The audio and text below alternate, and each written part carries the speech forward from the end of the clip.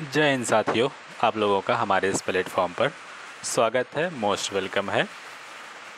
आज हम आप लोगों को राज्य शिक्षा शोध प्रशिक्षण परिषद बिहार पटना 8,06,000 से कुछ एक नोटिस निकल के आया है छात्रवृत्ति से रिलेटेड। आज हम इसकी जानकारी देंगे, फुल डिटेल देंगे, आप लोग ध्यानपूर्वक सुनिएंगे। इससे पहले आपसे रिक्वेस्ट है कि अगर आप हमारे यूट्यूब चैनल पर नए आए हैं तो सब्सक्राइब कर दीजिए ताकि अपडेटेड वीडियो और ऑथेंटिक न्यूज़ मिलता रहे। जो बिहार की कुछ योजना है, बिहार से लाभ होने वाले कुछ फ़ायदे हैं, हम बताएंगे। ऑथेंटिक न्यूज़ ऑथेंटिक के साथ, इसमें कोई फॉल्स लेने की और मिसगाइड करने की कोई बातें नहीं होंगी। जो ऑथेंटिक होगा वही आपको दिया जाएगा। और वीडियो अच्छा लगता है तो वीडियो को लाइक कर दीजिएगा। आइए स्टार्ट करते हैं कि राष्ट्रीय आय सह मेधा छात्रवृत्ति योजना परीक्षा NMMSS academic year 2023-24 project year 2024-25 कक्षा 8वीं में अध्ययनरत विद्यार्थियों के लिए। तो ये मेधा क्या बोलते हैं, मेधा छात्रवृत्ति योजना जो क्लास 8th में कोई स्टूडेंट पढ़ रहा है, 7th पास कर चुका है, उसके लिए है। ये क्लियर हो गया होगा। फिर देखिए प्रेस विज्ञप्ति है। शैक्षणिक सत्र जो है 2023-24 में राज्य सरकार के विद्यालय में कक्षा 8वीं में अध्ययनरत छात्र छात्राओं से राष्ट्रीय सह आय मेधा छात्रवृत्ति परीक्षा NMMSS academic year 2023-24 project year 2024-25 के लिए आवेदन आमंत्रित किए जाते हैं। इसका अर्थ है, कंक्लूज़न है कि ये छात्रवृत्ति योजना के लिए आपको आवेदन एप्लीकेशन आमंत्रित करता है, इनवाइट किया जाता है। परीक्षा के आयोजन के संबंध में विस्तृत जानकारी आपको देंगे, फुल डिटेल आपको दिया जाएगा। आइए बारी बारी से जानते हैं, 1 बाय 1 लाइन आपको बताएंगे, ध्यानपूर्वक सुनिएगा। राष्ट्रीय आय सह मेधा छात्रवृत्ति जो योजना है, शिक्षा मंत्रालय भारत सरकार द्वारा आर्थिक रूप से कमजोर मेधावी छात्र छात्राओं के लिए राष्ट्रीय आय सह मेधा छात्रवृत्ति योजना national means cum merit scholarship scheme प्रारंभ किया गया है।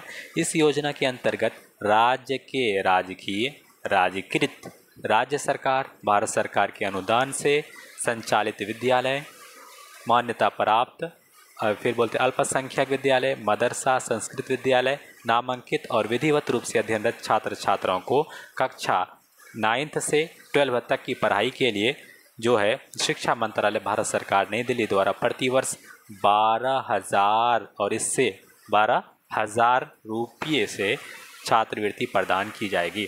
कक्षा 8वीं में बच्चा का क्या लिया जाएगा, कोई बच्चा ये पास कर जाता है कोई स्टूडेंट, तो 9th से लेकर के 12th तक का 9th 10th 11th 12th 4 साल आपको पर ईयर 12,000 रुपये हर साल आपको मिलेंगे।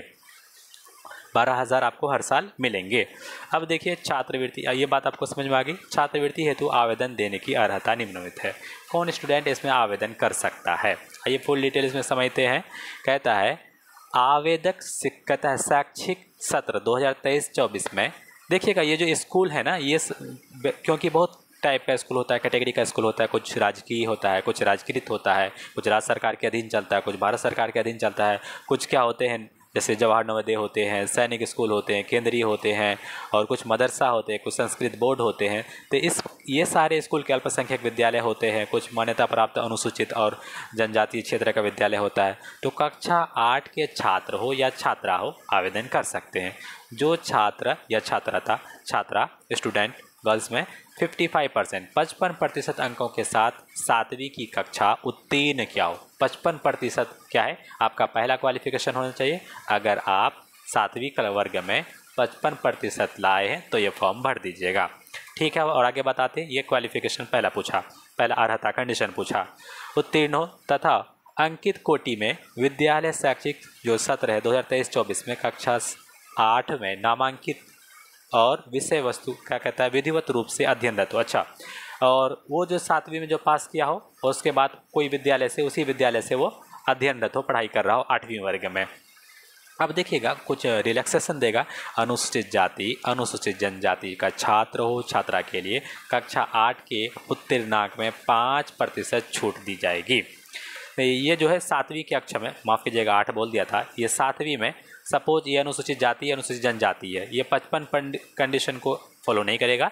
इसके जगह पे 50%, 5% छूट करने का मतलब 50% अगर लाया है तो वो ये एप्लीकेशन दे सकते हैं। जो छात्र या छात्रा 2022-23 में 7वीं में 55% या उससे अधिक अंकों से उत्तीर्ण होकर कक्षा 8 में अध्ययनरत हैं, SC/ST के लिए 5% रिलैक्सेशन होगा। सभी छात्र को ये एकेडमिक ईयर 2024 में प्रोजेक्ट ईयर 2024 में परीक्षा हेतु आवेदन कर सकते हैं। सारे स्टूडेंट जो 55% या इससे अधिक लाए हैं वो एप्लीकेशन कर सकते हैं। जिनके माता पिता की जो है कुल वार्षिक आय 3.5 लाख, ये इससे अधिक नहीं होना चाहिए। आपका जो इनकम है, फादर का इनकम 3.5 लाख रुपया से अधिक नहीं होना चाहिए, इससे कम होना चाहिए। ठीक है। दूसरा कंडीशन, पहला कंडीशन 55% लाओ या उससे ऊपर लाइए, 55 के बाद 60 लाइए, 62 लाइए, कुछ भी लाइए। और आपके फादर का जो इनकम है 3 लाख, 3.5 लाख से ज़्यादा नहीं होना चाहिए। अगर 4 लाख हो गया तो नहीं भर सकते हैं। राष्ट्रीय आय कहता है सब मेधा छात्रवृत्ति अंतिम रूप से चयनित छात्र छात्रा के लिए कक्षा 8 की परीक्षा न्यूनतम 55% के साथ उत्तीर्ण करना होगा। SC/ST के लिए 5% छूट होगी। सपोज करिए 7वीं में भी क्या किया 55% के साथ, तो 8वीं में भी आपको 55% के साथ आपको पास करना होगा। ठीक है। तीसरा कंडीशन अप्लाई किया। उसके बाद क्या कह रहा है, और SC/ST में 5% को छूट, 50%। परीक्षा शुल्क जो है, इस परीक्षा हेतु कोई शुल्क नहीं होगा, आपको फ्री में फॉर्म भराया जाएगा। आप भर दीजिएगा क्योंकि कोई टैक्स रुपया नहीं लग रहा है फॉर्म भरने का। आइए अभी आपको बताएं प्रोसेस कैसे फॉर्म भरना है। सबसे पहले क्या कहता है, राष्ट्रीय मेधा छात्रवृत्ति के लिए परीक्षा का स्वरूप कैसा होगा, परीक्षा में क्या क्या पूछा जाएगा, ये सब कुछ बताएंगे। इसके लिए हम अपना कोचिंग भी स्टार्ट करेंगे। मेरा कोचिंग जो होगा अररिया डिस्ट्रिक्ट में होगा। अररिया डिस्ट्रिक्ट में ज़्यादातर चांस है कि 0 माइल में स्टार्ट हो जाए, और 90% है कि 0 माइल में स्टार्ट हो। 90 से 10% चांस है कि या तो आज़ाद नगर में हो जाए, या आपको आज़ाद नगर में हो जाए, या इस्लाम नगर में हो जाए। 90% है कि 0 माइल में स्टार्ट होगा। जिसको अगर ये कोचिंग करना है तो हमसे कांटेक्ट कर सकते हैं, हम आपको कांटेक्ट नंबर दे देंगे। लिख लीजिए कांटेक्ट नंबर 9771090411। बहुत बेहतरीन तरीके से आपको प्रिपरेशन करना जाएगा। अगर आप कांटेक्ट करना चाहते हैं, आते हैं, तो नया बैच स्टार्ट होने वाला है, आप हमसे कांटेक्ट कर सकते हैं। देखिएगा इसमें सब्जेक्ट है, यह मानसिक योग्यता परीक्षा, मेंटल एबिलिटी टेस्ट होगा। 90 नंबर का क्वेश्चन होगा और ये 90 इसका अंक होगा, यानी एक क्वेश्चन 1 नंबर का होगा, और टाइम दिया जाएगा 90 मिनट। ये आपको सेटिस्फाई हो गया, यानी मेंटल एबिलिटी टेस्ट, रीजनिंग पूछा जाएगा। दूसरा शैक्षिक योग्यता परीक्षा SAT, 90 नंबर का क्वेश्चन होगा, 90 नंबर का पूर्णांक होगा और 90 मिनट, सेम, यानी 90, 90, 180 क्वेश्चन यहाँ पे दिख रहा है। ठीक है। उसके बाद अब देखिएगा, और कोई हैंडीकैप्ड है उसके लिए 120 मिनट, ये बढ़ जाता है। SSC हो, रेलवे का एग्ज़ाम हो, बैंक का एग्ज़ाम हो, हैंडीकैप्ड के लिए हम लोग हैंडीकैप्ड के लिए छूट देते हैं। सामान्य के लिए जैसे क्या कहता है कि न्यूनतम अर्हता MAT और SAT को जोड़ करके सामान्य जो है 40% उसको लाना है। सपोज 180 है या 90 क्वेश्चन है, 90 का 40% कितना होगा, 9 के 36 नंबर इधर, दूसरा में 36 72 नंबर होना चाहिए। ठीक है। और अनुसूचित जाति के लिए 32%। ठीक है। ये बात समझ में आ गई, क्योंकि कहता है सामान्य के लिए जोड़ करके 40% होना चाहिए, जोड़ करके MAT और SAT जोड़ करके 40% होना चाहिए। अगर 180, क्योंकि 90, 90, 180 का 40% लेंगे, 18 चौके 72 ऐसे भी होता है। ठीक है। आपको यानी कि 90 नंबर में 36 नंबर लाना है, और उसके बाद 90 नंबर में 36 नंबर लाना है, आराम से इजीली आ जाएगा। अब देखिएगा परीक्षा का पाठ्यक्रम, सिलेबस क्या होगा, सिलेबस क्या होगा, देखिएगा क्लियरली लिखा है, जो है मेधा छात्रवृत्ति योजना का कोई निर्धारित पाठ्यक्रम नहीं है, कोई निर्धारित पाठ्यक्रम सिलेबस नहीं है। इस परीक्षा का जो है उद्देश्य जो है, क्या पर्पज़ है, क्यों कराया जा रहा है, विद्यार्थी को, प्रतिभावान जो है विद्यार्थी है, इसका पता लगाना, जो टैलेंटेड स्टूडेंट है, ब्रिलियंट स्टूडेंट है, उसको खोज करना, उसको हेल्प करना, ताकि वो आगे बढ़ सके। इस परीक्षा में प्रश्न जो है राज्य सरकार के विद्यालय के वर्ग कितने 8 में पढ़ाए जाने वाले विषय पाठ्यक्रम में आधारित होंगे। जो SCERT का जो है सिलेबस बिहार बोर्ड का, वहाँ से आपको क्वेश्चन पूछेगा, और अच्छा से आपका प्रिपरेशन करा देंगे। आपको साइंस से करवा देंगे, साइंस से बोलते हैं, आपको मैथ से कराया जाएगा, रीजनिंग, मेंटल एबिलिटी कराया जाएगा। उसके बाद फिर साइंस मैथ का जितना भी है और सिलेबस अच्छा से आपको कंप्लीट हम करवा देंगे, पूरा फुल डिटेल के साथ 8वीं का, आप टेंशन ना लीजिए। मानसिक योग्यता परीक्षा के लिए आपको क्या है, विश्लेषण, तर्क, संश्लेषण से संबंधित और शाब्दिक अशाब्दिक प्रश्न पूछे जाएंगे। शैक्षणिक योग्यता के अंतर्गत देखिएगा क्या कहता है, विज्ञान आपको बता दिया ना, साइंस क्या बोल दिया, विज्ञान आएगा, जिसमें से भौतिकी, रसायन, जीव विज्ञान, फिजिक्स, केमिस्ट्री एंड बायोलॉजी। सामाजिक विज्ञान के अंतर्गत इतिहास यानी हिस्ट्री और नागरिक शास्त्र, सिविक्स, भूगोल, ज्योग्राफी। और फिर क्या पूछा जाता है, गणित विषय से प्रश्न पूछे जाएंगे, एलिमेंट्री गणित पूछा जाएगा, मैथ्स पूछा जाएगा, प्रत्येक 1 अंक का होगा। सभी प्रश्न जो हैं ऑब्जेक्टिव होंगे और एमसीक्यू बेस्ड होंगे, ठीक है, एमसीक्यू बेस्ड होंगे, 4 विकल्प से होंगे। प्रश्न जो है पत्र हिंदी और अंग्रेजी दोनों में होगा, जिसको हिंदी समझ में आता है हिंदी में, जिसको इंग्लिश समझ में आता है इंग्लिश में होगा, दोनों भाषाओं में होगा। क्या कहता है, किसी प्रश्न विशेष पर दोनों भाषाओं में विवाद स्थिति में, सपोज कोई इंग्लिश में कुछ लिखा हुआ है और हिंदी में कुछ लिखा हुआ है और डिस्प्यूट हो जाएगा तो अंग्रेजी भाषा का मान्यता होगा। सारे एग्जाम में ऐसे ही होता है, डिस्प्यूट होता है तो अंग्रेजी भाषा को मान्यता दी जाती है। परीक्षा को अपना OMR, ठीक है, उत्तर पत्र देना होगा। परीक्षा किस पर होगी, OMR बेस्ड होगा। OMR पर आपको ऐसे गोला भरना पड़ेगा, 1 का 1, 2 का इस तरह से, 3 का इस तरह से गोला भरना पड़ेगा। आपको सब चीज़ आपको हम बताएंगे पूरा, क्योंकि हम प्रिपरेशन करवाते हैं। परीक्षा 2 पाली में आयोजित होगी, 2 शिफ्ट होगा परीक्षा का। कितना शिफ्ट है, 2। अब देखिएगा, मानसिक योग्यता परीक्षा जो है MAT मेंटल एबिलिटी टेस्ट, प्रथम पाली में 10:30 से 12:30 बजे अपराह्न तक। और क्या कहता है, निःशक्त के लिए 30 मिनट अतिरिक्त हो जाएगा हैंडीकैप्ड के लिए, तो इसको मतलब 3 घंटा अतिरिक्त जो दिए 120 मिनट हो जाएगा। और शैक्षणिक SAT शैक्षणिक योग्यता परीक्षा ये दूसरा पाली में 1 बजे से 2:30 बजे तक होगा, ठीक है, क्योंकि 90 मिनट टाइम देगा और 30 मिनट उसको अतिरिक्त दिया जाएगा, तो उसका हैंडीकैप देख 120 मिनट। यहाँ तक आप समझ में आ गए। अब आते हैं और आपको बताते हैं आवेदन कैसे करेंगे। एप्लीकेशन में आवेदन सारा डेट आपको बताएंगे, टेंशन नहीं लीजिए, आप सुन लीजिए। अगर ब्लर दिखाई देता है तो और अच्छा से आप कांटेक्ट कीजिएगा, हम आपको फुल बता देंगे। देखिएगा, आवेदन कैसे करें। SCERT पटना की वेबसाइट https://sccertbihar.gov.in पर विजिट करेंगे। ऑनलाइन एप्लीकेशन पोर्टल 4 इसमें करेंगे NMMSS national means cum merit scholarship scheme, ठीक है, जाइएगा वहाँ पर। उसके बाद अगर किसी को अगर भरने नहीं आएगा तो हमको बोलिएगा, हमको भेज दीजिएगा, हम भर देंगे आपको। फिर वहाँ पे जैसे गए, वहाँ पे एग्जामिनेशन पर क्लिक करेंगे, उसके बाद NMMSS academic year 2023-24 project year 2024 में रजिस्ट्रेशन करेंगे। सबसे पहले क्या करेंगे, रजिस्ट्रेशन एवं एप्लीकेशन सबमिशन किया जाना है। विस्तृत कहता है दिशा निर्देश पर पोर्टल पर उपलब्ध है, पूरा जानकारी आपको दिया जाएगा और प्रक्रिया उसमें निम्नलिखित होगी। उसके बाद क्या कह रहा है कि प्रधानाध्यापक से पूर्व NMS परीक्षा हेतु पोर्टल पर अपने विद्यालय का पंजीकरण किया जा चुका है, वैसे विद्यालय के पंजीकरण की आवश्यकता नहीं है। सपोज करिए कि ये जो आप फॉर्म भरेंगे ना, ये आपका विद्यालय को पहले से इसमें रजिस्ट्रेशन करना ज़रूरी है, ये अगर होना चाहिए पहले से। अगर रजिस्ट्रेशन किया हो तो कोई दिक्कत नहीं है। पोर्टल पर जिन विद्यालय का, देखिए क्या लिखा, जिन विद्यालय का रजिस्ट्रेशन नहीं हुआ उनके प्रधानाध्यापक प्रधानाचार्य तत्काल अपने विद्यालय का रजिस्ट्रेशन सुनिश्चित करेंगे, रजिस्ट्रेशन कराएंगे। ये आपका टेंशन नहीं है, विद्यालय का टेंशन है। जिस शिक्षा पदाधिकारी संबंधित क्या कहता है, जिला शिक्षा पदाधिकारी संबंधित विद्यालय को रजिस्ट्रेशन समय सुनिश्चित कराएंगे, रजिस्ट्रेशन टाइम पर करेंगे, जिससे सभी कहता है कि अर्हता पूर्वक धारक छात्र जो है छात्र ऑनलाइन कर सकते हैं, अपना आवेदन दे सकते हैं। अब आइए आपको टाइम बताते हैं।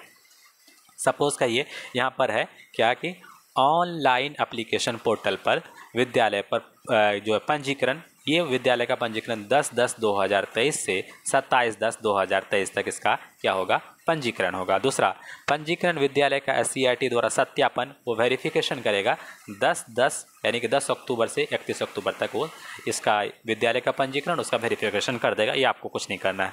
अब देखिएगा, आवेदक द्वारा ऑनलाइन एप्लीकेशन पोर्टल पर रजिस्ट्रेशन, ऑनलाइन एप्लीकेशन और सबमिशन जो होगा ये कब से होगा, तीसरा कॉलम है 10 अक्टूबर से ही लेकर के 3 नवंबर तक होगा। कितना टाइम दिया, इधर आपका हो गया 20 दिन और 20 दिन 23 दिन टाइम दिया। 23 दिन के अंदर आपको एप्लीकेशन कर देना है, ठीक है। अगर किसी को डाउट होगा तो हम पर आप कॉन्टैक्ट नंबर दे दिए, उसको कॉन्टैक्ट कीजिए, आपको फॉर्म भर देंगे हम।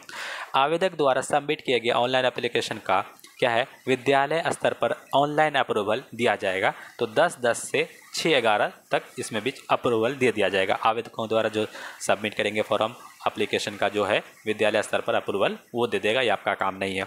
ऑनलाइन प्रवेश पत्र, एडमिट कार्ड आपका कब आएगा, एडमिट कार्ड 26 दिसंबर को आएगा और 7/1/2024 तक ठीक है। 26/12 से 7/1/2024 तक आपका एडमिट कार्ड अवेलेबल रहेगा। और परीक्षा कब होगा, एग्ज़ाम डेट आपका कब होगा, एग्ज़ाम डेट आपका होगा 26/12 को, 26 दिसंबर को आपको एग्ज़ाम लेगा, ठीक है। और 26/12 से 7/1/2024 तक। उसके बाद राष्ट्रीय जो है प्रोविजनल आंसर की इसका अपलोड हो जाएगा कब अच्छा रुकिए, माफ़ करिएगा, देखिएगा हमने बता दिया क्या कि परीक्षा तिथि के जगह एडमिट कार्ड बता दिया। और परीक्षा तिथि जो है 7 जनवरी को होगा। थोड़ा सा अथॉरिटी चाहेंगे, माफ़ी चाहेंगे, ह्यूमन एरर हो गया। 7 जनवरी को एग्ज़ाम होगा। हम भी सोचे इतना दिन एग्ज़ाम कैसे होगा, एक ही दिन एग्ज़ाम होगा, माफ़ करिएगा, कितना दिन, एक ही दिन। फिर से हम बोल देते हैं, एग्ज़ाम जो डेट है, एग्ज़ाम डेट कब है, 7 जनवरी, 7/1/2024 को होगा, ठीक है। तो इसके बाद 24। प्रोविजनल आंसर की कब होगा, 13 जनवरी को अपलोड होगा। प्रोविजनल आंसर की क्या होता है, देखिए जब कोई आप एग्ज़ाम देकर आते हैं ना, बोर्ड अपना आंसर देता है और आपको मिलाने देता है, उसको बोलते हैं प्रोविजनल आंसर की। उसमें कुछ चेंजिंग भी हो सकता है प्रोविजनल के लिए, तो इसलिए इसमें लिख दिया प्रोविजनल।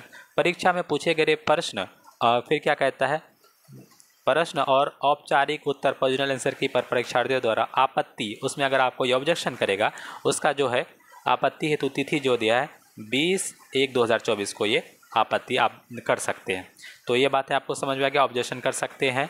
उसका क्या कहता है, अंतिम तिथि के उपरांत अथवा बिना वैध परीक्षा के परीक्षार्थियों पर कोई विचार नहीं किया जाएगा। इसके बाद आपको 20/1 के बाद अगर आप आपत्ति करेंगे तो कोई विचार नहीं करेगा, सब एग्जाम में होता है। तो ये आपको पूरा बता दिए गए। ये आपको वेबसाइट पर जाना है, क्या है यही वेबसाइट पर NMMSS पर जाना है। उसके बाद ये वाला वेबसाइट पर बता दिए NMMSS पर जाना है, ठीक है। ये बात पूरा आपको कंप्लीट हो गई, फ्री ऑफ कॉस्ट हो जाएगा। अब आइए आपको बताते हैं परीक्षा जो है केंद्र, एग्जाम सेंटर कहाँ पर होगा।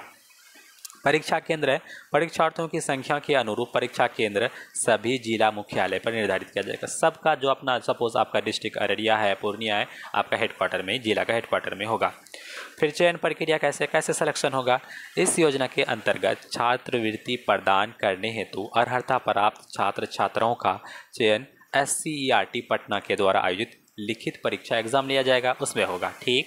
छात्रवृत्ति की संख्या, देखिए संपूर्ण भारतवर्ष में 1 लाख छात्र छात्राओं को छात्रवृत्ति पर किए जाने का प्रावधान है। पूरे ऑल ओवर इंडिया से 1 लाख स्टूडेंट, कितने, 1 लाख। अब बिहार से कितने स्टूडेंट आते हैं ये आपके मेरिट पर डिपेंड करेगा, ठीक है। प्रावधान है, इस योजना के तहत प्रत्येक राज्य का कोटा निर्धारित है। कोटे के अनुसार बिहार राज्य का अंश जो है 5433 दिखाई दे रहा है, जो ये नंबर देख लीजिएगा आप लोग, यानी कि लगभग 5000 से ऊपर है, 5500 से ऊपर है सीट। तो बहुत सीट है, बहुत ज़्यादा सीट है, आप लोग भर सकते हैं। फिर देखिएगा क्या कह रहा है, राज्य को आवंटित कोटा से प्रत्येक जिला का भी कोटा निर्धारित है। इसमें से प्रत्येक का जिला का भी कोटा निर्धारित है, कोई दिक्कत नहीं। अगर आप पढ़ने वाले हैं तो आपको जॉब बोल रहे हैं, आपको स्कॉलरशिप मिल जाएगा। 9 से लेकर के आपको 12 तक प्रति वर्ष 12,000 देगा, सिर्फ एक एग्ज़ाम निकालने से। फिर देखेंगे आरक्षण, इस छात्रवृत्ति योजना के अंतर्गत राज्य सरकार के आरक्षण नियमावली के अनुसार कोटिवार आरक्षण होगा, अपना SC ST OBC EBC में होता है। अब जाति प्रमाण पत्र देखिएगा, आरक्षित श्रेणी के आवेदकों के पदाधिकारी, अंचलाधिकारी, प्रखंड शिक्षा विभाग पदाधिकारी जो है, प्रखंड विकास पदाधिकारी द्वारा जाति प्रमाण पत्र अपलोड करना होगा। आपका जाति लगेगा, यानी कास्ट सर्टिफिकेट लगेगा। अपलोड नहीं करने पर उसको सामान्य कैटेगरी में जोड़ दिया जाएगा, सामान्य सर्टिफिकेट। अगर आप कास्ट सर्टिफिकेट नहीं लगाएंगे तो आपको जनरल में जोड़ दिया जाएगा, आपको आवेदन रद्द नहीं करेगा। आर्थिक रूप से कमजोर, उसको बोलते हैं वीकर सेक्शन, है ना, इकोनॉमिकली वीकर सेक्शन जो होता है, को आरक्षण का लाभ प्राप्त करने के लिए क्या कहता है, आरक्षण एक होता है ना नॉन क्रीमिलियर, है ना, NCL, उसको अपलोड करना पड़ेगा, तो वो अपलोड करना पड़ेगा। और 3 लाख रुपया से 3.5 लाख से रुपया उसका इनकम कम होना चाहिए।